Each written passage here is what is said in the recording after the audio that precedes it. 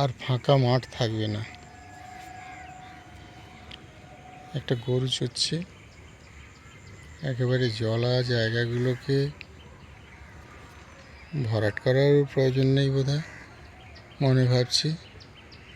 বাড়ি হয়ে যাচ্ছে, বড় বড় বাড়ি, নতুন শহর গড়ে উঠছে। আর ফাঁকা জায়গা থাকবে না, মানুষ কোথায় শ্বাস নেবে? এরপর দম বন্ধকর অবস্থা চারদিকে।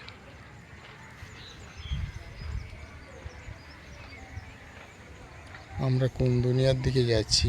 কোনো প্ল্যান নেই, পরিকল্পনা নেই, যে যেমনভাবে করে যাচ্ছি। আমরা নিজেদের খাঁচায় বন্দি করে ফেলছি। এরপর অক্সিজেন বিক্রি হবে ঘরে ঘরে, সবাই অক্সিজেন মাস্ক নিয়ে ঘুরে বেড়াবে।